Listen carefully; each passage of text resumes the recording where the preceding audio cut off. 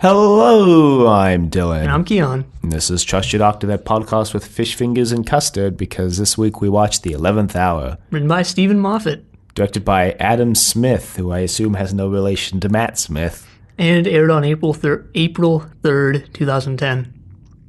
Yeah, so we're officially in the Steven Moffat era, and of course we're going to have things to say about that later in this episode, but seeing as there's an entirely new show in front of us, we're entirely changing Trust Your Doctor, we're scrapping the entire premise, and we're starting from scratch. Metaphorically speaking, not literally speaking. Well, we will be releasing some throwback episodes pretty soon, but we can discuss that a bit later. Well, I mean, we may as well bring it up now because we made this joke about starting from scratch, but in the near future, as in the coming weeks, we're planning to redo Unearthly Child and the Daleks, because back in April when we listened to our episode on Unearthly Child for our April Fool's joke, we were completely mortified that even exists on the internet. So we're going to redo those two episodes. And, ideally, I would personally want to redo, the first 100 episodes, but obviously there's no time. I don't have the time or energy for that. And that's, completely infeasible. Right, but I do, a big part of why we're doing this is, I really don't know how you feel about this, Dylan, but I, really want to go back and just do justice to Unearthly Child and the Daleks because of how iconic they are. I don't care about doing justice to them. We've never done justice to, a lot of the major episodes on the show. Not do justice, but at least do something better than what's already there. Yeah, I guess. The only reason I want to do it is because people download episode 1 and then listen to that garbage, and then they're like, man, this show sucks, and then they don't listen to it anymore. Yeah, exactly. That's the only reason why I want to do it. Yeah. That's also part of doing justice to it, right? If you like. We're probably going to leave the original episode 1 and 2 up on the website, but in the podcast feed in your favorite podcast app, it'll be replaced by a brand new edition, specially recorded here in our new recording studio. Instead of jankily, because episode 1 was recorded on one microphone and episode 2 was also recorded on one microphone, but in my bedroom. So those will be re-recorded in new stereo sound. Now on 2 microphones in it's the biggest a room. The biggest improvement, frankly, between the original and the new versions that we're going to be releasing. So those will go out in the coming weeks. They're not going out in place of our regular episodes. We're still going to be releasing our episodes on the 11th Doctor. They'll probably go out sometime during the week as a little, hey, this is an extra episode you can listen to if you want, or if you don't, you can not listen to it. Although that's every episode of our podcast. And really, it's mostly for people coming to the podcast, right? So they actually have something, halfway decent to start off with, and then they'll get the and then they'll get to Marco Polo, immediately crash. We have to put a nice disclaimer at the end of the Daleks. Right, they'll get to Edge of Destruction. It actually is the 3rd episode. I always forget that exists. Those Daleks, Edge of Destruction, then Marco Polo. Right. Actually, our Edge of Destruction episode, if I remember correctly, maybe I'm just looking through rose-tinted glasses. Wasn't that bad? No, it was. Also, the Sensorites is in season 1. We said the Sensorites was in season 2 10 weeks ago. It's not. Ooh, we're turning our fan cards right now. Anyway, we're also going to try to bring a little more structure to this show. If you go back and listen to Unearthly Child, that was the most destructured episode in existence of this entire podcast. But we kind of gained some structure, but then lost some structure over the course of this podcast. It's fluctuated. But anyway, this is very experimental. And if this completely fails, we're going to be re-recording this episode in a completely different way. But if you're listening to this, that means it didn't fail, and we released it. Or it did fail, and we released it anyway. Or we're releasing this years down the line as an April Fool's related thing. No, I don't know. I don't know. But anyway, just basically, we're not going to add too much more structure. We're just going to No, we kind of are. Really, it's not that much. We're going to be doing what we typically do, but just more segmented, really. Kind of. Really, the whole purpose of this is to actually force ourselves to watch and pay attention to the episodes, because quite frankly, I know personally, I've kind of stopped paying attention to the Doctor Who episodes. That's really hard for me to admit, since this is a podcast where we're supposed to be paying attention to what we're watching, but I have kind of totally zoned out since about Rose. Really. Wow. I mean, I just think it'll help with some of the behind the scenes information that we used to do quite a bit of, and then we sort of dropped off doing that. Yeah, we used to do a lot of production information on the show, and then at some point I think we just kind of stopped caring about that too. Which is weird because now that we're in the new series, there's a lot more that's readily available, and there's a lot more that we can actually like verify and stuff like that. So rather than just random rumors and stuff from the classic show, although there's quite a bit known about the classic show as well. Yeah, I mean, it got more as the show went on. Anyway, the plan is to basically start with an explicit section about the production information, which probably won't be too long. It probably won't be too long, but it forces us to actually talk about it and remember things because we have a whole section dedicated to it now. Right. And then we'll go into the plot summary, and then I guess our plan as of right now, this may change in the future. It may end up just getting integrated with the plot summary again. I don't know. We're going to find out. This is a journey that we're going on here. Is to do then, after the plot summary, an explicit section where we talk about like specific things in the episode that we wanted to talk about.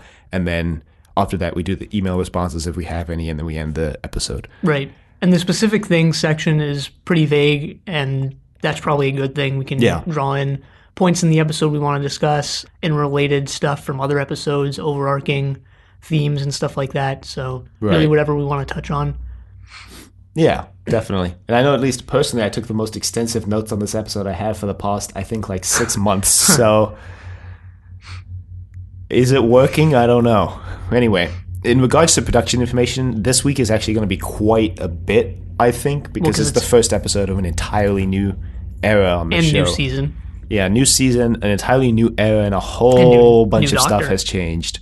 We have a new Doctor, we have a new TARDIS, we have a new Sonic Screwdriver, we have a new title theme, we have a new title sequence. So we have quite a bit, and we have new companions as well, actually. Right. So, I mean, just right off the bat, Steven Moffat, when he wrote this episode, apparently all the way back in like 2008 he started writing this episode. Well, so he said. So he says. I mean, I'm sure it went through multiple drafts over the course of 2 years, so. He told Russell This T. is kind of the greatest hits of Steven Moffat, though based on what I've already read and seen of Steven Moffat, there's a lot in this that's similar to his other stuff. Yeah. Or that he draws, which is fine by me. I mean, like, that's not a bad thing in my opinion. It's not bad now. Well, I mean, we'll see this is something we can talk about later, but where it goes is Steven Moffat keeps doing this a lot. But anyway. Well, I'll have to see. I don't want to make any premature judgments. No, of course not. I don't want to taint your judgment. I did like this, despite some some problems I had with this episode. I did like it overall. I enjoyed it overall. But right off the bat, Steven Moffat said he wanted this to be different from the Christmas Invasion, because the Christmas Invasion, which is the episode that introduced the 10th Doctor, was very focused on the 10th Doctor being out in a coma, so the episode was carried by Jackie, Rose, and Mickey until right at the end where the Doctor just wakes up and saves the day.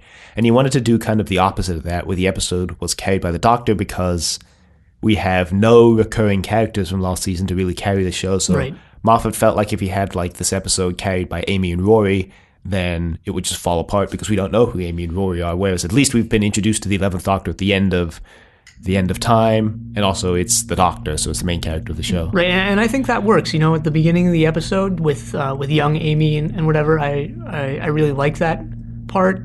I was on board with the 11th Doctor. As the episode went on, I slowly, lost faith in the next 5 seasons of the show.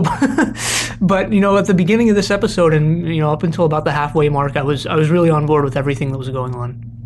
Right, and I think this is an opportune moment for me also to mention, because I think this ties into this discussion, how Steven Moffat wanted to do this if David Tennant was going to stay on for this season, because it wasn't decided yet. It wasn't decided when he started writing it, because he started writing it in 2008, so yeah.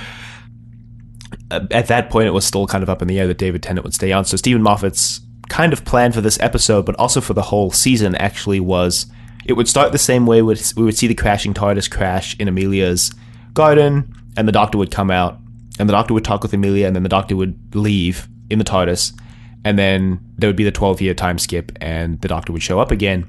But over the course of the season, and at the end of the season, it was going to be revealed that the Doctor who actually crash-landed at the beginning of this episode would be the 10th Doctor at the very end of his life, about to regenerate, and he wanted to see Amelia before he died.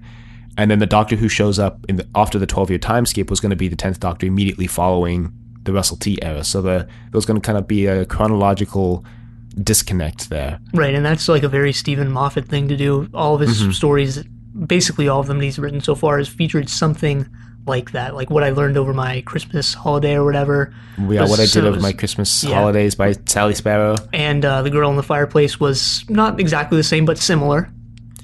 Yeah, this episode, like, that Amelia thing basically is ripped straight out of Girl in the Fireplace, honestly, because in the beginning of the Girl in the Fireplace, we see the 10th Doctor meets a very young Madame de Pompadour, and then there's a sudden time skip, and she's like, dude, it's been like 10 years, and he's like, Which that's fine. I like to see those sort of connections, and, you know, like I always mention, writers have things that they just keep going back to again and again, whether that's actual specific points that you can look to, or just big ideas and stuff like that. Might be based on how much of this is actually drawn from previous Steven Moffat stories. That might get a little grating because he's doing it very explicitly, but we'll have to see. We'll have to see. We'll talk about that in the when we get to the plot. Definitely. And then so that was kind of the initial conception behind this episode. They decided to film this episode like halfway through filming the season because they wanted to give Matt Smith, Karen Gillan, and Arthur Darvill time to kind of settle into their roles before they filmed this episode, which is, I think, isn't what they did for Christmas Invasion, because that was a Christmas special, but I think it's similar to what they did for Rose. I think they didn't film Rose first, if I remember correctly. I don't remember exactly. I think we talked about that, actually, but I don't remember. So this was filmed as part of filming Block 3. This season was filmed in, I think, September and October of 2009. So before actually End of Time even aired, they were filming this episode, which they had to because this aired 4 months after End of Time. So. Right. Anyway, at the very last thing that was filmed was the intro sequence where the Doctor tries a whole bunch of food, which we're going to get to in just a second. But the first film, which is kind of ironic because the first thing that was filmed for this was the final scene in the TARDIS. So the first thing filmed was the final scene, and the final thing filmed was the first scene. Nice Moffat touch there. You know, some weird time shenanigans. No. Well, the reason why that was the final thing filmed was actually because they were like watching the episode. They're like, man, we really need some sort of like introduction to the Doctor with little Amy. Otherwise, he just shows up. Because if you just cut that scene, he just shows up with little Amy. He finds out about Prisoner Zero, and then he leaves. And it's like, who is the 11th Doctor? What's going on?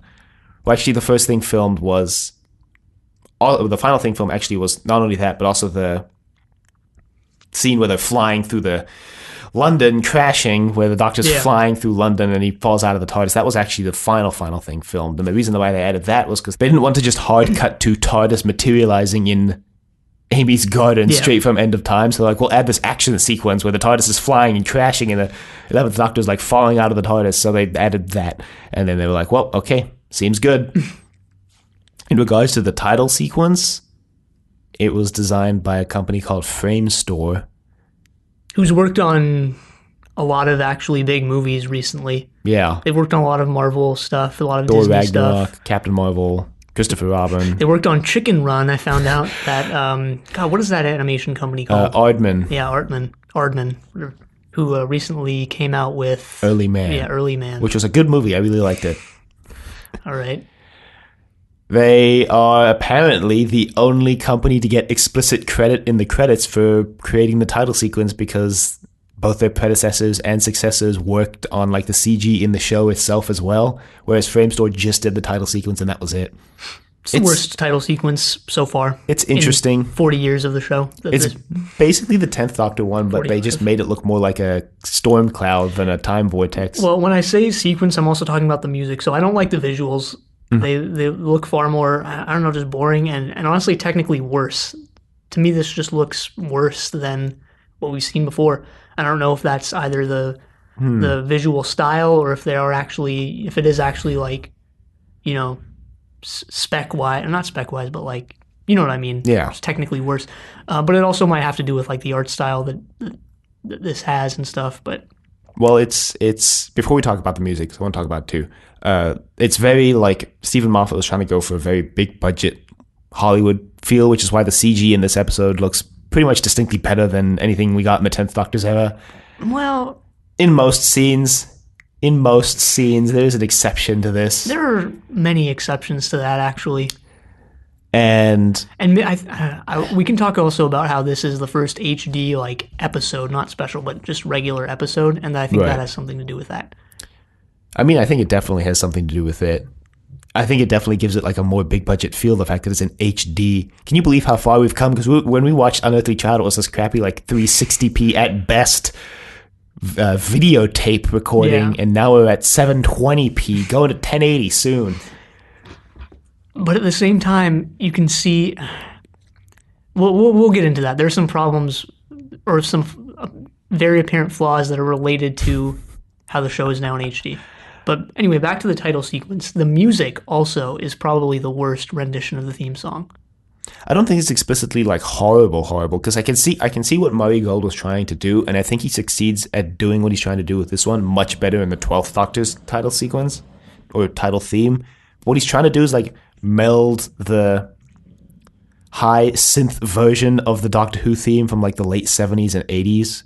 And high, I mean like tonally high synth version with like the orchestral backing track that he composed for the 10th Doctor. And like I said, I think he pulls it off a lot better in the 12th Doctor's era because he basically discards the orchestra for the backtrack and makes it more synth-oriented. But I think what he's trying to do is make it more reminiscent of the synth intros from the classic show, whereas before, I guess Russell T asked him to make it more kind of orchestral. And that's something I want to talk about this with the music too, is that it seems like the music is a lot more prevalent in this episode than it was in the previous couple seasons. I'm not really. Especially, well, maybe compared to like series 2 and 3, but not 4, in my opinion. With Donna's theme song and whatever. I just don't, I mean, I don't have much, to say about it other than like, it just felt like there was too much going on, too much just noise everywhere. I mean, I didn't like it. Again, so. I think that comes down to Moffat actually trying to get like a big budget Hollywood vibe, which is why I think the music is more prevalent, or at least more over the top in my opinion, because Moffat was like, hey, I want this like big, huge, really grandiose stuff. So I think that's probably why the theme seems really overworked. Yeah. And why, in my opinion, the 11th Doctor's like incidental theme has started to feel really like grating to me because it also feels kind of overworked. Which is something we'll talk about later as it appears more, but it appears like a lot in this episode already. And then we also have a new console room, which I forgot to mention at the beginning of the episode. So, once again, a lot of new stuff. And a whole new overarching plotline that we get to dissect and analyze and complain about every single week. That's about all I have about the production. Yeah, I think that's it. Which leads us into talking about the plot of the episode, which picks up right where End of Time left off, with the Doctor crashing through England. He's flying through London. We see some scenes of London, but then when he actually crashes, it's not London. For once, they're in England, but not London.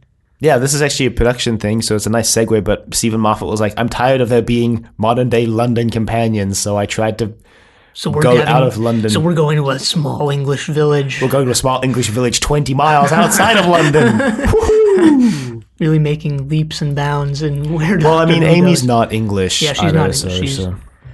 She's Scottish. And that's a point in this episode, too. Yeah, so the Doctor lands in this little village. It's not actually, the garden itself it really isn't little.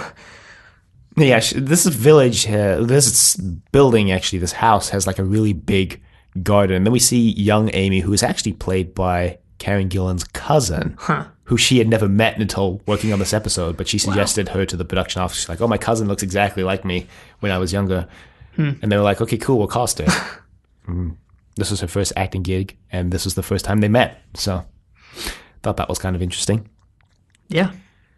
But she kind of...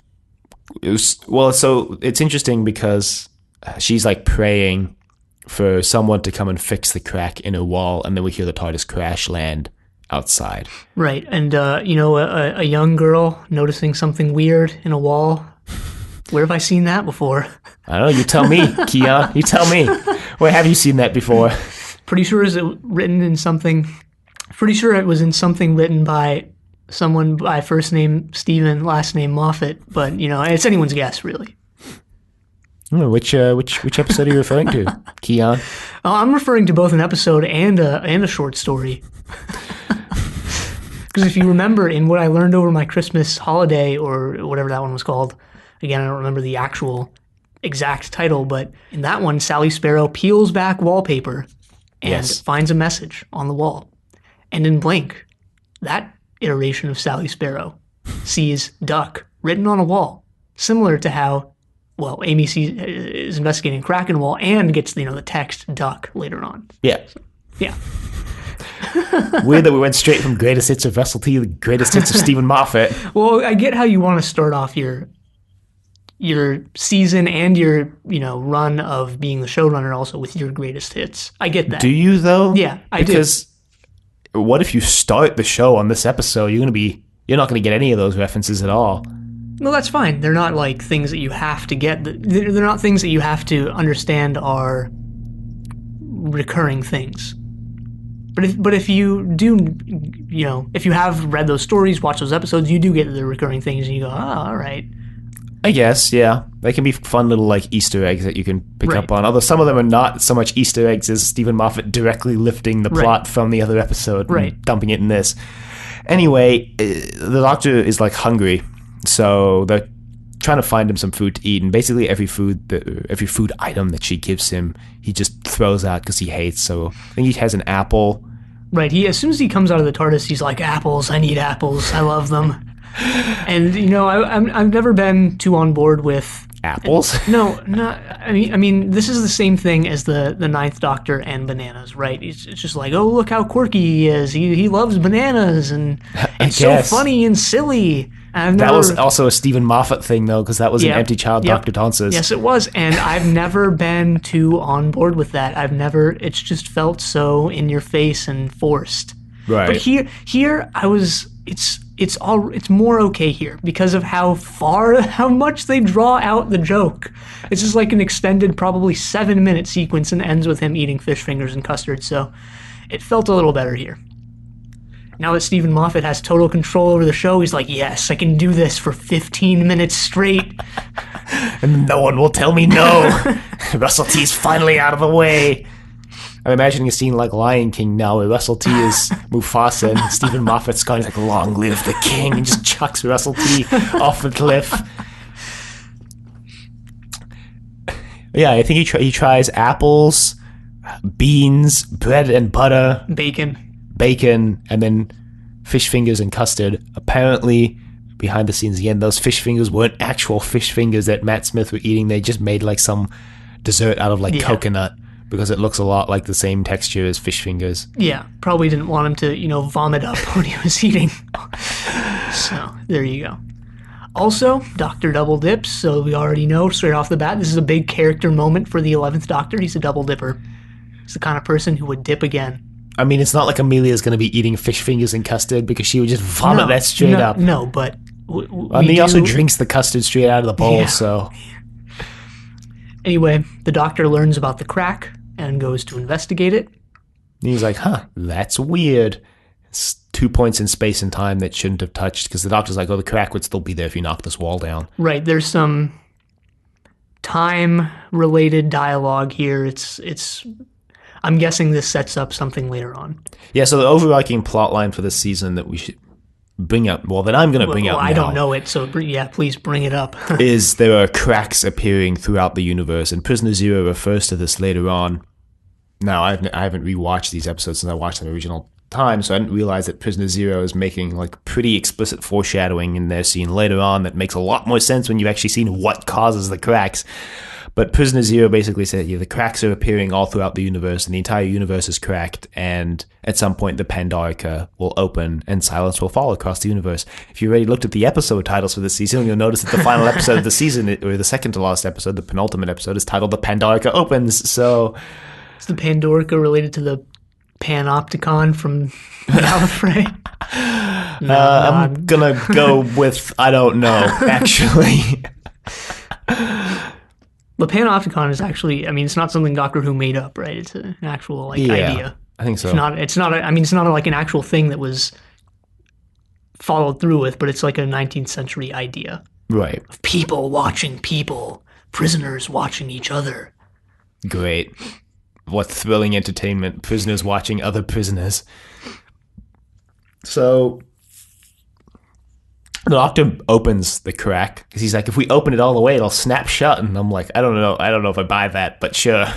He hides Amy behind himself, and he says, when adults say like everything's gonna be fine, and they're probably lying because everything's not gonna be fine, but they want you to feel okay. Yeah. She's like, yeah, and she's like, well, everything's gonna be fine. She's like, oh, okay. She gives him an apple with a face carved into it right before this, actually, because she's like, oh, I used to hate apples till my mom started carving faces into them, so here you go. Right, and we sort of didn't mention Amy's living situation. She is living with her aunt, who she doesn't necessarily get along with, or doesn't really take care of her all that well. And doesn't appear, and her parents are gone. So yeah, did we learn what happened to her parents, or no? I don't remember. Well, so not in this episode, but Later, something probably. you learn about the cracks later on, something you learn about what the cracks do gives you kind of a clue to what probably actually happened to her parents. Okay, well, I don't have a clue yet, so. And I'm not going to spoil it, but Yeah, I mean, as these things keep appearing, it'll probably become more obvious. yeah. I mean, because as soon as she said she had no parents, since I already know what the cracks do, I was like, oh, X, Y, and Z happened. Yeah. But that's not explicitly made out in this episode. Yeah, well, that's why these are also good to go back and watch. Yeah, I agree. I mean, that's something that we can sort of talk about for a minute, is that the new series compared to the classic show has a lot more rewatch value. Rewatchability, as we call it in the biz.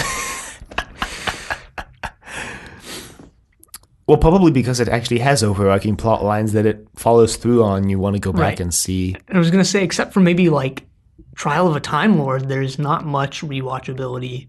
Would you really rewatch a Trial of a Time Lord, though? Yeah, and just knowing that the Inquisitor or whatever, the Valeyard is what was supposed to be a future incarnation of the Doctor. Yeah, I would go back and watch it for that. Maybe once. I'd watch it once, maybe. You don't want that? You wouldn't watch, I forgot what it's called, the one with Sabalon Glitz again? I would. Sabalon Glitz appeared twice that season, didn't he? Yeah, he appeared in not the Deadly Assassin, the Ultimate Foe, and whatever the other one was. Missing Planet or whatever. Yeah. The Unknown I don't remember Planet. what that Well, was in called. some ways, the classic series also has rewatchability, but for a different reason. Because it doesn't have those overarching plot lines or big, grandiose plans for the Doctor. I feel like you could just throw on an episode just as in the background and just watch it for fun. Like, you could just flip it on. I mean, as opposed to watching for what? I don't know. Not fun. Well, because like if you're rewatching for the overarching plot line to try to pick up on these things, I feel like it's a different. I would say you're watching it for fun. You're watching it for fun, but it's a different like underlying purpose, right? If you throw on if I throw on City of Death, I'm not going to watch it because I'm trying to find out what overarching plot line is going on this week. I mean, I see what you mean. I just don't think fun is like necessarily the best description of that. Probably not. Yeah, but whatever. Anyway, the Doctor does open the crack. He uses the sonic screwdriver to do it. There is a fake out in this episode. Yeah, there's a big fake out destruction. Actually, there's a couple where you think the sonic screwdriver is finally going to be written out, but it's not. It's not. In fact, they basically heavily merch it up and make it a much more over-designed object, which is a theme of this entire episode, apparently, everything being way overworked. Well, they redesign it. And that's already a big merchandising opportunity because now they can sell like the 10th Doctor's sonic screwdriver and the 11th Doctor's sonic screwdriver. And it's really honest because now they've redesigned it for every Doctor in the reboot because they redesigned it when 12 showed up and they just redesigned it again for 13. Yeah, I don't know how big Doctor Who like toys and merch are in terms of kids buying them, but this is like the thing you see at the store, right? Like you can buy like Qui-Gon's lightsaber, and I'm doing Qui-Gon. I'm doing the prequels because like when we were kids, those were the ones you would see in the toy aisles, right? Yes, but people are going to be buying Obi-Wan's lightsaber. Who's going to be buying Qui-Gon? I don't know, but like back when the prequels were coming out, you could buy like Qui-Gon's and Obi-Wan's and Anakin's, and now you can buy Rey's and Kylo's and like all of those. So. But Kylo's looks cool. Yeah, I don't know how like. This is a digression, but I don't know how the toy lightsabers with like the telescoping things, right? Yeah. I don't know how Kylo's. Yeah, I did too, and I had Qui-Gon's, which is why I brought that up. But I don't know how Kylo's works for that. Are there like many telescoping blades for the crossbar thing? Frankly, I have no idea. Honestly, I have no idea. Yeah, me neither. I would imagine there'd be little telescoping side ones. Yeah. That would be weird, though, because with you could always just, like, flick the lightsaber and it would just shoot out. I don't know how it works for the side ones, though. Or maybe some genius toy designers with some physics degrees were like, figured it out. I don't know. We could look it up. You could look it up and put it in the show notes. Yeah, I could. And you will, now that we mentioned it. Damn it, no. Yeah, so, I mean, we'll talk about the sonic screwdriver redesign when it shows up, because I think it kind of goes hand in hand with the console room redesign. And the theme of maybe this season, in terms of, like, redesign or redoing things. Yes. Because it seems like things are being redone. It seems like things are being scrapped, and it seems like things are being started over. Steven Moffat came in and was like, scrap everything we've done before, we're doing it again. Reboot. Scrap everything we've done before, we're doing everything I've done before again. It reminds me a lot, actually, of the Third Doctor's. This episode reminds me a lot, actually, of Spearhead from Space, the Third Doctor's first episode. Other than the fact that this is really Doctor-focused and Spearhead from Space was really not Doctor-focused. Yeah, other than that, but there's a lot of similarities, shirtless Doctor. Yeah, we get shirtless Doctor in a hospital, stealing clothes from the hospital. Suspicious. And also just Spearhead from Space being basically a total, like, scrap everything that's come before, redo kind of thing. But anyway, getting back to the plot, there's a big eye on the other side of the crack that, like, sends a message to the Doctor's psychic paper, which is coming back again. That's a new thing that the psychic paper can do, right? Receive messages? No, it's just a reference to Steven Moffat in Silence in the Library Files of the Dead, because remember the 10th Doctor got the message on the psychic paper, and that's what sent him to the library. Yeah. That's another Steven Moffat thing. I'm okay with that. I really like that, actually. I really like how it can receive messages. Yeah. No, I mean, it gives it more of a purpose than just the Doctor flashing it and being like, what's up, my dudes? This is me. Anyway. The eye says Prisoner Zero has escaped or something along those lines. And that's exactly what he says. And that's a message that Amelia has been hearing for however long the crack has been there. It's the message that appears on the psychic paper. Right. And then I think the wall closes again. The crack closes and the cloister bell starts ringing in the TARDIS, and the Doctor's like, no. So he runs out to the TARDIS. We forgot to mention the TARDIS landed on its side, and the Doctor had to, like, climb out of the TARDIS, because remember, it's bigger on the inside, so... Yep. You would think though that gravity in the TARDIS would always work towards the floor and not, like, towards wherever the surface of the planet is, especially since the TARDIS, like, spins while it's flying and stuff. But anyway, the Doctor also, like, falls in a pool, which is in the TARDIS library. Except, like, wouldn't all the water fall out of the pool if, like... Okay, here's my thinking. Yeah, because the pool's on the Because the pool would be on the wall now. Yeah, yep. So, but he says he was in the pool. Look, I was just very confused about how this all worked. Maybe in the fall, of the TARDIS onto its side or whatever, or landing on its side, in that process, he fell into a pool somewhere. Who Possibly. knows? I mean, the pool's in the library. Or it was in the library, but it's not anymore. But that's actually, like, kind of it's kind of funny, right? Like, you'd think, all right, the pool's on the wall then. Like, if that's funny to me, in some capacity, some minor capacity, not enough to make me laugh. All right, if you say so. The Doctor's like, I'll be back in 5 minutes, because he's got to do, like, a short jump to, like, fix the engines. Anyway, he overshoots by 12 years. Yep. And he comes back, and we meet this red-headed police woman who bashes the Doctor over the head with a cricket bat. And she's being all mysterious because she's like... Right, because the Doctor uses actually his sonic screwdriver to get into the house. And he's like, Amy, I'm back. And he should have known it wasn't... Yeah, he should have known it wasn't 5 minutes later because it's broad daylight outside. Yeah, well, he said... Well, because he thought he overshot by 6 months. He comes in, he's like, it's been 6 months. Because that's what she's... That's what Amy says. So, but, right off the bat, he should be like, oh, all right, it has to be, like, at least the next day. Yeah, you would think. But he's a bit daft, apparently. He's still in his regenerative state outfit too. Well, he's torn up version of the 10th Doctor's. Yeah, and as I mentioned before, I really was on board with the 11th Doctor near the beginning of this episode, but maybe that was just his regeneration sickness or whatever, and the real 11th Doctor is just insufferably bad.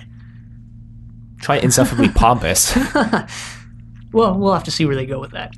The final 10 minutes of this episode is very 11th Doctor. So, which isn't necessarily bad. Well, all right, so the Doctor now meets Amy, who's, surprise, it's Amelia, 12 years later. Yeah. Right off the bat, I knew this was Amelia. I don't think it's necessarily Well, they're trying to build hidden. up this mystery because he's like, I'm looking for Amelia, and she messages into a little walkie-talkie like, this guy knows something about Because Amelia. she's dressed as a cop, but even then you can tell like she's not a real cop because she's wearing like a mini skirt cop outfit. Yeah, the doctor buys it though. Yeah. He points out that there are 6 rooms on this floor now, even though she thinks there's only 5, and she's like, what? Because the doctor's like, there was a perception filter on that door, and she's like, oh.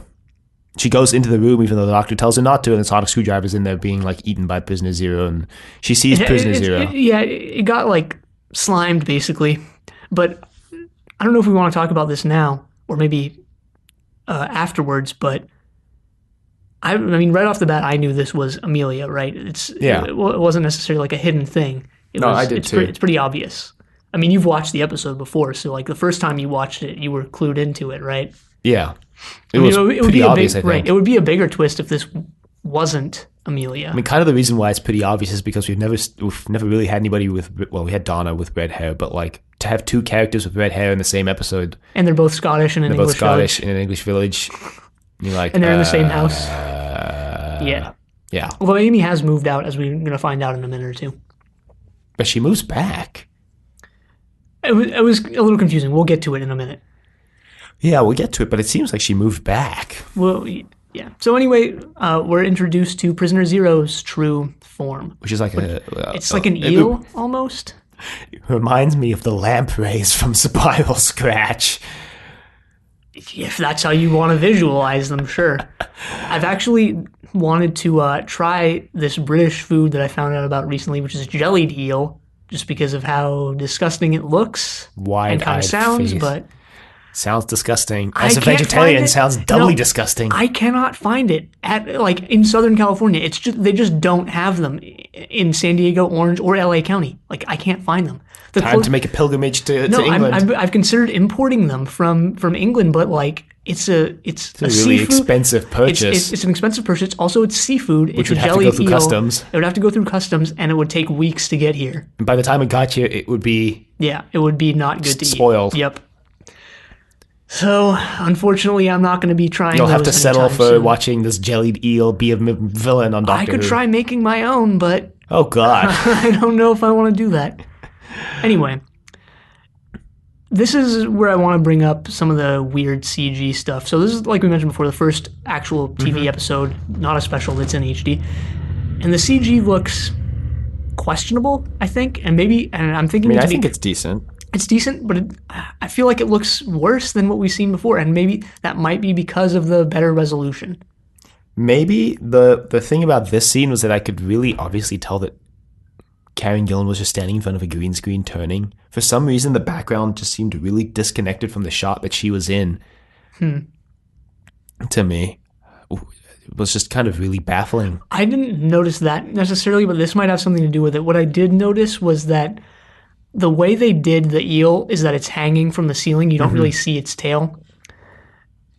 And I think because of that, the perspective looks really strange. It almost looks like there's no like depth at all in the shot, as if you were watching it with one eye closed.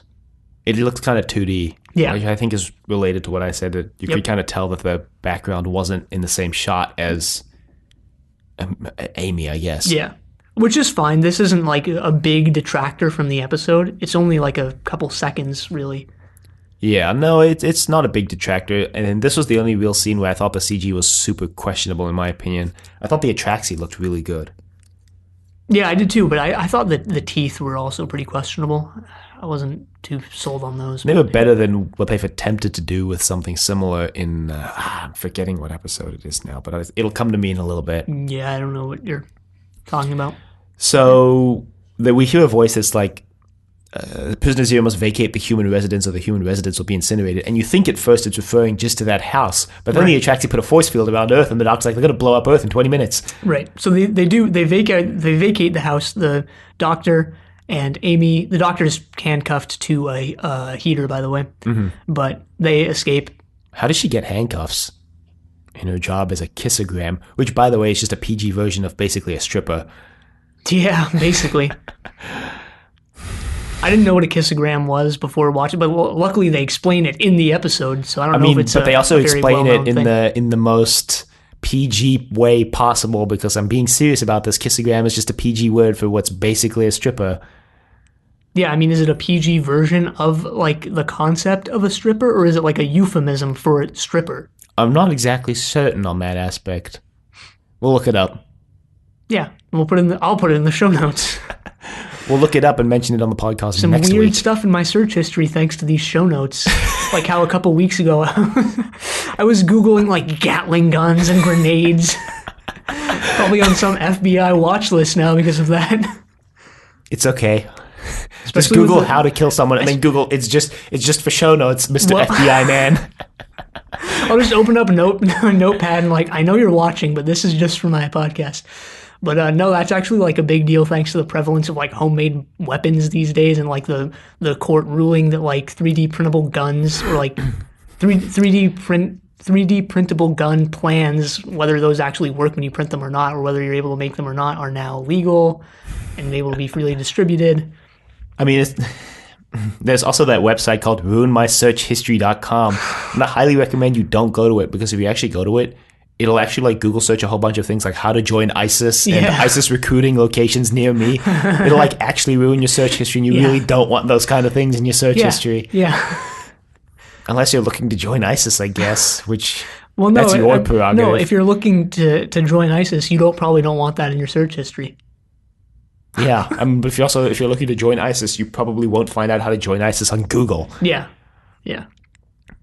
So the Doctor and Amy have this argument because Amy's like, you were gone for 12 years, and he's like, oh, you're Amelia, oh God, what have I done? She's like, yeah, you were gone for 12 fucking years, I had to go through 4 psychiatrists.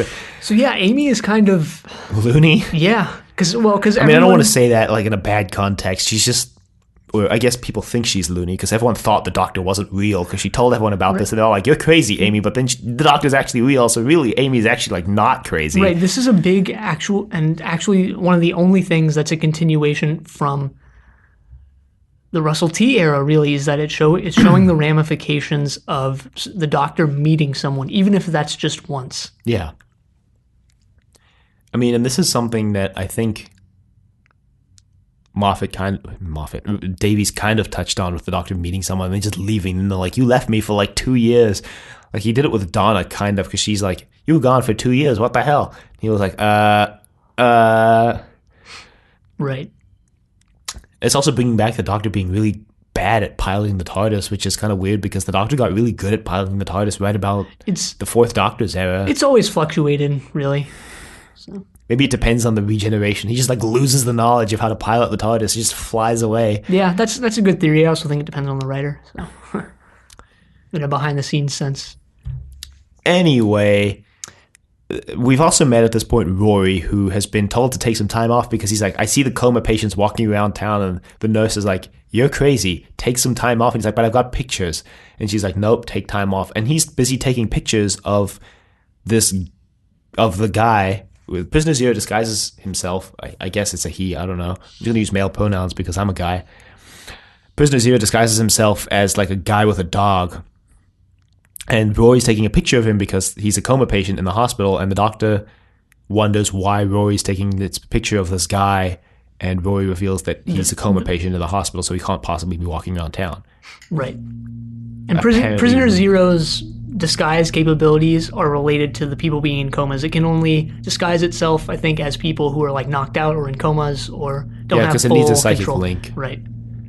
I guess that means that the woman and 2 girls were like knocked out or something in the attack. Well, we see the woman in the coma ward when they pan over the coma patients. We don't see I don't know if we see the girls, but I know explicitly that we see the woman because I know that actress and I recognized her in the coma ward. Okay. So that actress is Olivia Colman, by the way. She was on Broadchurch. I guess it can just add to its disguise too, because I'm pretty sure the dog wasn't in a coma, right?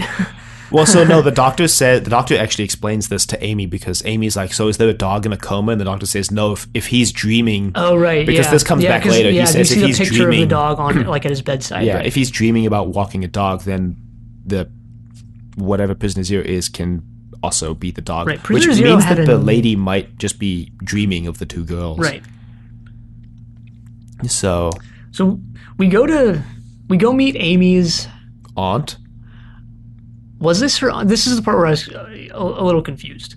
I don't know. So this isn't Amy's house, right? It's not the one we see at the beginning. And this isn't her aunt either. Actually, no, you're right. I don't think it's her aunt because it's Jeff's grandma, I think. Or grandmother? Mom. I think it's his mom. They say it's, which is weird because she's a very old mother, if that's the case, but... Yeah. Anyway, Jeff's got a chiseled jawline. But, so she's just living with them? She's not really... She's just renting a room or something like that. Something like that. I don't think they ever really get into the nitty-gritty of this. They don't ever really explain it. They foreshadow Amy's role as a kissogram because she's like, I thought you were a nun or or something else. What does she say? Like a teacher or something. Say something like that. Or a and she's like, I dabble. a nurse. And she's like, I dabble. Rory's a nurse. He's a male nurse. Right. Which are still called nurses. Yeah. Rory is an important character later in the season. Rory, like Mickey, becomes more awesome as his run goes on. I don't want to set you up too much, but Rory, like Mickey, becomes pretty awesome. Well, this right off the bat was like Rose and Mickey. I mean, Amy and Rory are just, as far as this episode goes, it's just Rose and Mickey all over again. I think I even put like a note in my notes, which is just, I guess, sort of a funny thing to myself, which is like really liking Rose and Mickey. I mean, Amy and Rory so far. I mean, much like Rose, we get a let her go, Steven moment later on. But anyway, we'll get there. The doctor's like, I've got 20 minutes to save the world because the sonic screwdriver blows up because he tries to draw the Atraxi's attention to the town, but the sonic screwdriver blows up. We didn't mention that the Atraxi are the aliens who are looking for Prisoner Zero. Right. And so he's like, I've got 20 minutes to save the world, no TARDIS, no sonic screwdriver, let's do this. And he comes up with this plan to basically, we only get the full scope of the plan later on, but he tells Amy and Rory to basically vacate the hospital, and he goes to Jeff. He steals Rory's phone too, doesn't he? He does, and Amy and Rory are like sort of together, but sort of not. They're in the it's complicated phase. And the doctor's like, hey, what's your friend's name? Your guy friend's name? And Rory's like, oh, great. And Amy's like, and the doctor's like, the attractive one. And Rory's like, oh, great. And Amy's like, Jeff. Because she gets it immediately, and Rory's like, oh, great. So he goes back to Jeff and whatever the grandma/mom character is. And Jeff's watching porn. Or at least we assume he's watching porn. Because the doctor picks up his computer, he's like, get a girlfriend, Jeff. Oh, I completely missed that, but yeah. Sure. And when he leaves, he tells Jeff to clear his web browsing history. Yeah, I guess that is, yeah, sure. But the doctor, basically, he hacks into, I'm forgetting what this is. Also, I noticed, and I'm guessing that this isn't part of the overarching plotline of the season, but the computer is from I'm guessing, fake company called Myth. Yes, and this is not something I thought like that logo was something that you would want to like clue on because the Y in the logo is the Greek sigma. Sigma. So I thought that was important, but I guess it's not. Not really. I don't think that's a real computer. I'm going to go with no, since I've never heard of it before right now. But it's possible I've never heard of them before and that they're a real company. Not using Vios anymore like they were, in Series 1. I mean, I made a note actually explicitly that they use like camera phones and touchscreens in this episode, like they're catching up with modern day technology. Sure. I mean, Rory makes a big deal that his phone is also a camera. Yeah. Which in 2010, that's still pretty standard. I don't know why that's such a big... It's a big deal because on Doctor Who, the most high-tech phone we got was that flip phone that Martha had. Yeah. Anyway, the Doctor writes this virus that just resets every counter to 0. Yeah, basically everything that can count clocks. The stock market, realizing that the Doctor just caused a stock market crash. Exchange rates. Yeah. And he contacts this coalition of important people. I don't remember what they were called. I really thought this unit was going to be part of this. The doctor just says it's the smartest people in the world are going to be on a conference call because the world's going to end in 20 minutes and he should be on it. And then the doctor tells Jeff that in 20 minutes, those guys will offer him any job he wants, but for the next 20 minutes, he needs to be marvelous and convince them to trust the Doctor and to distribute this virus to every computer in the world. Yeah, I wonder if this is a part of the 11th Doctor's character, because he doesn't seem to be thinking ahead very much. We mentioned the stock market thing as well, and he also tells Jeff that he's going to be offered, any job he wants, which is probably true because they think, Jeff is responsible for this. Mm-hmm. But at the same time, as soon as they realize Jeff isn't responsible for it and then he doesn't know what he's doing, they're going to start getting really suspicious. Well, the 11th Doctor is very second Doctor in characterization, which will become more apparent as the series goes on, and is very apparent in his costume, right down to the bow tie, which we've only gotten before in the second Doctor. Yep. I wonder who, maybe something I should have looked up, but I wonder who Matt Smith's favorite Doctor was. I believe it might actually be the second. Yeah, that's something we'll have to look up. They went through quite a few costume designs, which I'm going to mention now because the Doctor goes to the hospital and looks for an outfit. He looks for an outfit a little later, but I'm going to mention it now since we're on costumes.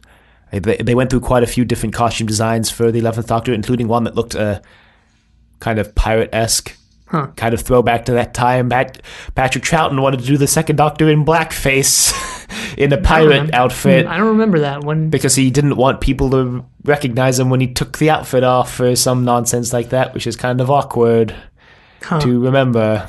Did we talk about that even? Not until the end of the run, I think, if we ever did. They went through, but yeah, anyway, they went through a couple of designs for the 11th Doctor, and they eventually settled on the bow tie with the suspenders, which Matt Smith can pull off because he has that body type, I guess. Sure. I think. He pulls it off, in my opinion. And he's got like a tweed jacket, I think it is. Anyway, the Doctor basically reveals to Prisoner Zero, who is now played by Olivia Colman as a well, the Doctor, okay, first, we should mention the Doctor steals a fire truck. Yeah, this was one of the most questionable things in the episode to me. I guess it's fine, but he just all of a sudden shows up driving the fire truck, and I was like, all right. Yeah, on the phone, he's like, I've commandeered a vehicle. Yeah. Then he turns on the sirens. Yeah. I don't know why I had such a problem with that. I think it's the Doctor doing something that's like explicitly like wrong, I guess, like stealing a car, especially a fire truck.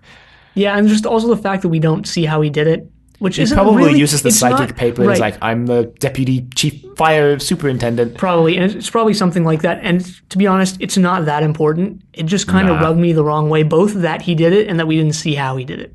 And yeah, you're right, it probably has something to do with like, he basically stole a car and he stole Rory's phone as well. Except the reason why he did that is actually he needed it. Yeah. I guess he needed the fire truck too, but did it really need to be a fire truck, Did he really need to steal the fire truck, or could they just have driven him to the hospital? Or could he have just ran? No, he probably wouldn't have made it because he's only got like 7 minutes. Yeah, probably wouldn't have made it. But at the same time, would that be running through your mind if there were a scene of I don't know why I'm dwelling on this so much because I don't think it's too big of a problem. But if it was just a scene of him running, I don't think that would have stood out as something like, oh, he wouldn't have made it or whatever. Mm-hmm. I think that would have fit pretty well actually. But whatever, it doesn't matter. It doesn't really matter. And also, I think at that point, they were like, well, let's just finish the episode. They were just leaving time for that really, over-the-top scene at the end. The fire truck also is related to the duck thing, right? Because I think Amy or Rory it has to be Amy, actually, because Rory's phone got jacked. But Amy gets a text that says duck, and they duck, and they're in the hospital, and the fire truck ladder comes crashing through the window. Yeah, the Doctor comes climbing up the ladder into the thing, and then he's talking with Prisoner Zero. And everything reverts to zero. So he says that the Atraxi will trace the source of the virus to the phone, which the Doctor's holding because he wrote the virus on the phone. Right. And so they do, and then they're scanning for Prisoner Zero, but it's in the human form, and the Doctor's like, well, they'll figure it out eventually, or something like that. Well, no, actually, no. He says that they traced the phone there, and she is like, well, they traced the phone, they didn't trace me. And the Doctor tosses the phone over or something like that. I forget exactly what it is. What does he do? I think he just tosses the phone over. He pulls out the phone. He's like, well, here's the phone I wrote the virus on. And then he just tosses it over to her, I'm pretty sure. No, he does something else. He does something that forces the... I think he tells her that they'll scan the hospital ward and they'll discover that there's two of the same people there, or something like that, because it forces the prisoner Zero to take on a new form, and it takes on the form of Amy because it's established the psychic link because it's been in Amy's house for 12 years. Yeah. And so Amy kind of just collapses in the background. The doctor turns around and it's like, oh, what the hell? And then, but the prisoner Zero basically looks like the doctor, and the doctor's like, is that what I look like? Because he hasn't looked in the mirror yet. And Roy's like, yep, that's what you look like. And he's like, wow, okay. But then he's like, why you look like me? And then little Amelia pops out. And it's because Amelia's dreaming of the doctor. Right, yeah. Which goes back to the whole, the guy is dreaming of walking the dog, so it can be the dog thing. Yep. And then the doctor basically says this means Amy's listening to him, so he tells her to dream of what she saw in the room, because she saw Prisoner Zero's true form when she was in the room in the house. So Prisoner Zero then turns into that, and then the Atraxi find Prisoner Zero and kill it.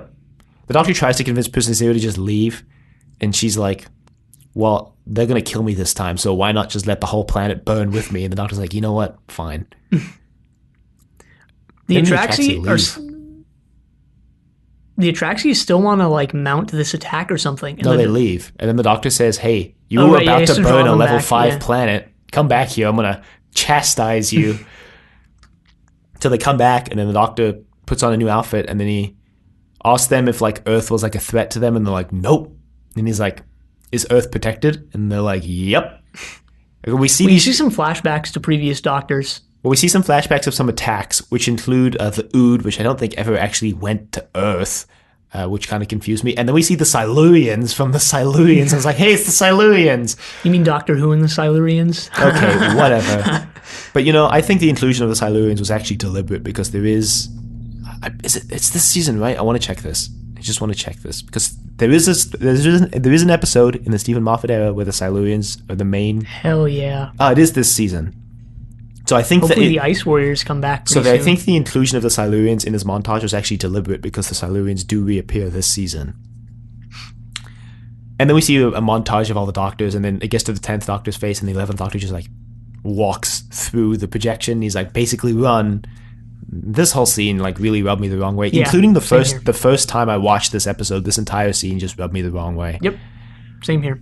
And this is why I said before that I was on board with the 11th Doctor near the beginning, and then as the episode went on, I slowly lost faith. It's really pompous, really. Yeah, but this is also kind of like Christmas Invasion in a way. In a way, but in Christmas Invasion, the Doctor lets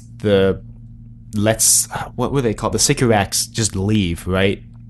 The guy tries to kill him, and then he lets them leave, and then Harriet Jones blows them up, and then the Doctor basically topples Harriet Jones' empire. We forgot to mention the direct line that the Doctor causes his own death in that one that I meant to bring up in his retrospective, but the Doctor deposes Harriet Jones, which leads to Harold Saxon becoming Prime Minister, which leads to the Master dying and then getting resurrected, which leads to the Master bringing Gallifrey back with the Immortality Gate, which leads to the Doctor getting radiation. Well, really...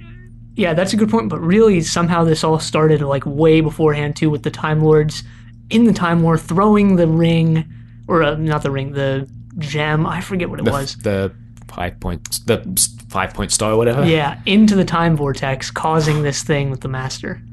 So this but if the Master never becomes Prime Minister, then it never happens really.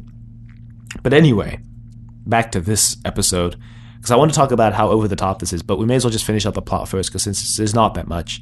The Doctor goes and immediately leaves in the TARDIS, and Amy's like, damn. And then the Doctor comes back, and then Amy's like, it's been 2 bloody years. Yeah. He's like, damn it. And she goes, she doesn't want to go, but the Doctor, she's like, I've grown up. And the Doctor's like, oh, never grow up, which reminds me a lot of the 4th Doctor, because he's like, what's the point in being grown up if you can't be childish once in a while? Well, this is also very Rose-like, right? When Rose first is like, nah, I'm not going to come, and then the Doctor tells her it's a time machine, and she's like, oh, okay, I'll come. Well, the 9th Doctor actually knows how to go 30 seconds into the future. Yeah. I mean, it's not the exact same thing, but, once she gets in the TARDIS, it's a time machine, and she's like, okay, I can come back to 5 minutes after I left, which, if the Doctor's track record go on by. But anyway. She does. She ends up going with him. And then the last thing we sort of see is you get this panning shot of Amy's room, and there's a wedding dress, and that's what she's referring to when she tells the Doctor there's something important going on tomorrow. Or he asks, like, what, do you have something you need to, be at tomorrow? And she's like, oh, no, I don't.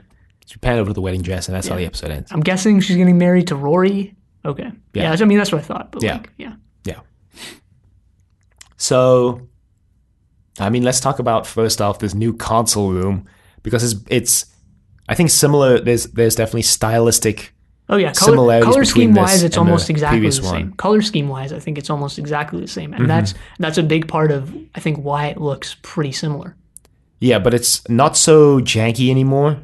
It's a lot more sleek, I think. I mean, the actual control panel is still like made up of like junk, but I think it's like a lot more sleek overall. The console is no longer actually centered in the room. Oh, It's I a didn't little notice off that to the because we don't side. get like that great of a shot of it, or that straight on of a shot. So I didn't notice that. Yeah, it's not centered. It's actually like off. If you're standing at the front door, it's actually like off to the right a little bit, which becomes a little more obvious when we get more shots of this later in the season. And next season. That must have been the case for the classic show too. I mean, I think in the classic show it was probably actually off to the left a little bit when you entered the door. Because it always seems closer to the back wall than it did to the front wall. The front, quote, wall, unquote, which didn't exist because that's the angle they always filmed the TARDIS console room from. To me, it seems like the opposite. To me, it always seemed closer to the front, quote unquote, wall than the back. But I don't know. Doesn't really matter anyway. And there's like a really expensive glass piece in the middle of the time rotor that I remember once when I was younger looking up, and I found out that was like the most expensive part of the set was that glass piece because it was really big and difficult to make. But I don't remember any information about it. I'm going to look it up for next week. Well, everything's a lot more angular. Yeah. And there is, there's a lot more like, it's a lot more steampunky in my opinion. Well, there's still a lot of, because the 10th and 9th Doctors had a lot of random junk, like just hanging seemingly, like from the walls and from the ceiling. Yeah. And this is kind of the same way. Kind of the same deal. It's similar, but it's more steampunky because the walls now seem to be made of like brass. Yep. And the time rotor itself features like a lot of copper detailing, I think. Right, it's just more metallic looking overall. Yeah. And the floor, also the console is actually like raised off of the actual floor that you enter on. You go upstairs to get to the console. Well, that was like the 10th Doctors as well, wasn't it? It was, but not to this extent, I think. Maybe not to the extent. Because this looks like a whole second floor. But that was a big thing about the 10th Doctors that was never in the classic show, is that, it was raised a little bit. There was, at least one or two steps you had to go up. This is like a whole staircase. And then it's the floor around the console is kind of like gloss, see-through kind of. Right. I like it. I really dig it. Good. I actually like this more than the 9th and 10th Doctors. I don't know why. I think just because I like the more metallic look that it has, the more streamlined kind of feel it has. Not to say I didn't like the 9th and 10th Doctors. I just kind of prefer this one. Yeah, maybe the show is now, more streamlined. They know what they're doing after 5 years of making Doctor Who, and that's reflected in the TARDIS. No, I don't know. And then the sonic screwdriver is very similar in design to this console room. Actually, it's very copper toned. It has green. Yeah, it has a green light now. It's green now, which is very similar to the kind of tealy light we have in the TARDIS, and it's much longer now, I think. I didn't notice the length because again, we don't really get too good of a shot of it. You get a really good size comparison between the two in the Day of the Doctor when we have the 10th and the 11th Doctor in the same episode, and you get the two next to each other. But it's definitely longer, actually by like 2 inches, I think. Kind of, I think, maybe playing into this thing that they seem to already be setting up with the 11th Doctor. This is probably a good segue because it also talks about that final scene into the stuff we want to talk about. But I want to talk about how I feel like they're really, in this first episode, it feels like playing up the 11th Doctor to be really kind of pompous and almost too big for his britches, and they're going to like knock him down a peg at some point. Like they did the 10th Doctor, finally in Series 4 / the specials. I feel like it's a little different though, because the 10th Doctor was like, no second chances, but he was never like, until the end, he started to get to that point, it's like, I'm the greatest thing ever, but I feel like it's kind of different because the 10th Doctor was like, I should control the universe, whereas the 11th Doctor is just like, yeah, I'm the best guy in the universe, I'm going to save all these people, I'm so cool, I'm awesome, you all should love me, kind of thing. Sure. Yeah. I mean, I see that. Again, I've only watched this one episode, so... It just kind of feels like what they're setting up in this episode to me, like with the sonic screwdriver that's like really big and like obvious, and the console room that's like really streamlined and modern, and that whole scene at the end of the episode where he's just like, yeah, basically run. because he's like, is this Earth protected? Yes, protected by me. Yeah, it's Doctor Who for a new decade. For a new decade. Whoopee. But I mean, I said there's a joke, but like, I mean, maybe it's not so much a joke. Maybe this is Doctor Who in the social media era, man. Like, really. It's possible, and that might be why they keep bringing up the whole like camera phone thing, right? Smartphone thing. Like he's like, look at me, I'm on display. I'm the biggest thing there is to see, even though he is just a guy, right? Yeah, like he says to Amy, just remember, I'm just a madman with a box. But right. I think the 11th Doctor is really self-absorbed, I guess is the words I was looking for, in this episode at least. Yeah. I don't remember his character arc a lot, but that definitely feels like what they're setting up here, and I'm curious to see where it's going to go. Because, like I said, I don't remember, so I'm really curious to see what they're going to do with this whole self-absorbed real vibe, which we haven't, I think, gotten before, to this extent anyway. They kind of touched on it with the 10th Doctor, and they actually had a reference in this to the 10th Doctor traveling alone, because the 11th Doctor, when Amy asks why me, the 11th Doctor's like, oh, I traveled alone for a while, but, I got over that. So. I mean, the Pertwee era was kind of had the same vibe. And I think that's also why this reminds me a little bit of Spearhead from Space, because there's that kind of pompous, self-absorbed vibe. I think the 11th Doctor masks it a little more with a lot more humor, because the third Doctor, Pertwee, was always very like regal and stiff. Yep. It feels almost like a blend of the second and third Doctors right now, with a little bit of extra spice on top that Matt Smith is throwing in to make it unique. Sure. Anyway. We'll have to see where it goes. This is only the very first episode. Yeah, I mean, I'm excited, as I always am at the start of every new season. Yeah, and then perhaps naively so. That excitement slowly or maybe quickly wanes. Perhaps.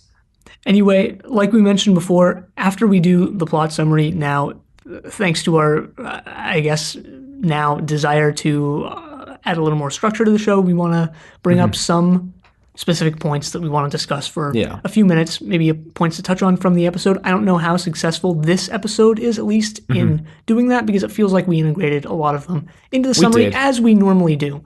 So Which we'll have to fine. Is fine. But we'll also have to, if this is something we want to keep doing, we'll have to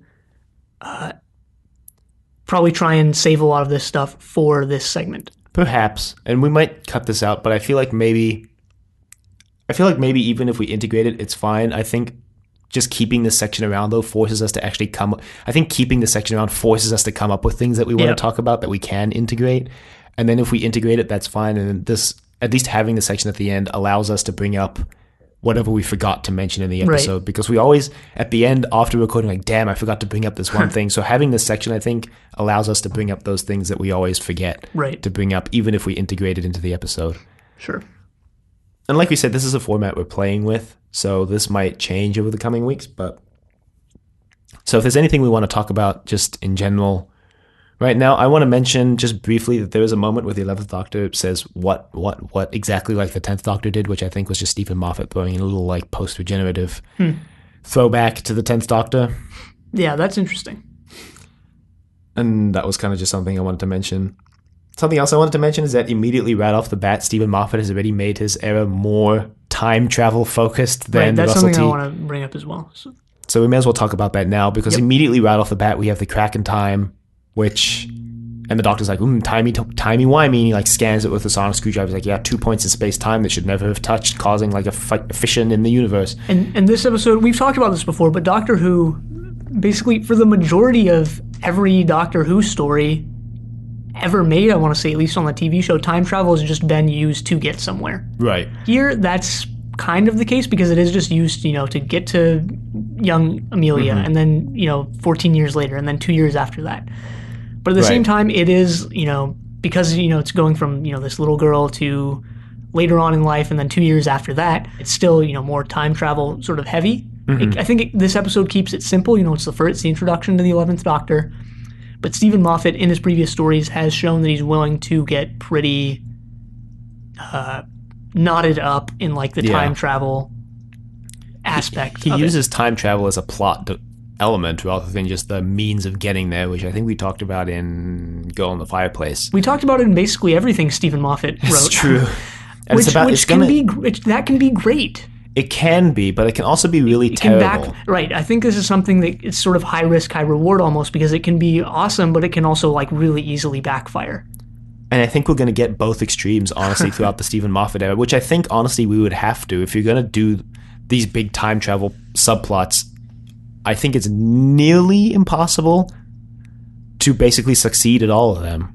But I think that's a good thing. I think trying and succeeding with some of them and failing with some of them is a good thing. Well, I mean, I haven't watched the episodes yet, so I'll have to, actually watch and see, but just hearing that, I think it's like a good direction to actually go. I think it's a good direction, but I think we get some sort of like parallel almost to the 10th Doctor's character, where you go too far and then you realize you've gone too far and you've got to bring it back. And I think Steven Moffat will get to that point where he realizes he's gone too far with the time travel and then he reins it back in. And then I think after that point is when we actually get some of his best time travel stories.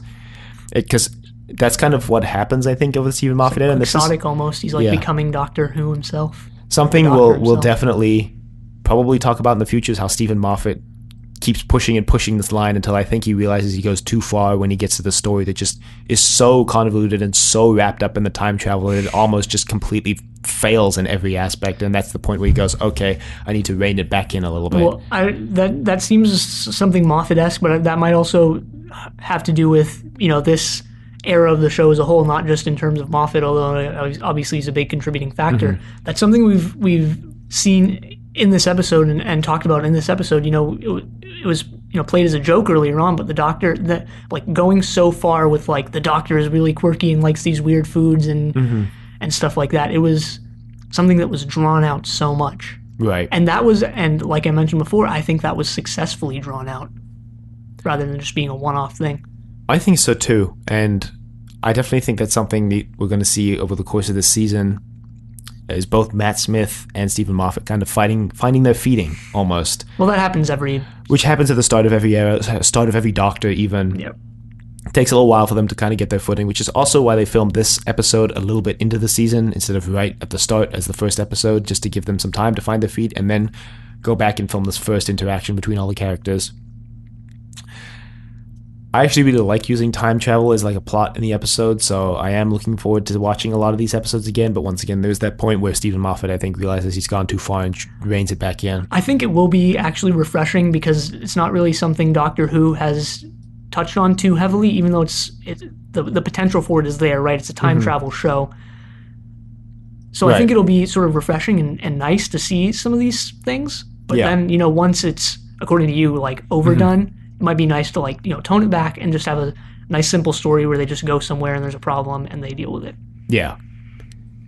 Absolutely. I think the 11th Doctor is like, near the 11th Doctor's run is when Steven Moffat hits that too far point, and then when Peter Capaldi comes in and they want to do something a little more similar to like a more older classic Doctors, when they kind of rein back the time travel a little bit. Yeah. Not totally, but just enough that it feels like they actually learned how to do best time of both travel. Worlds type thing. Yeah, exactly.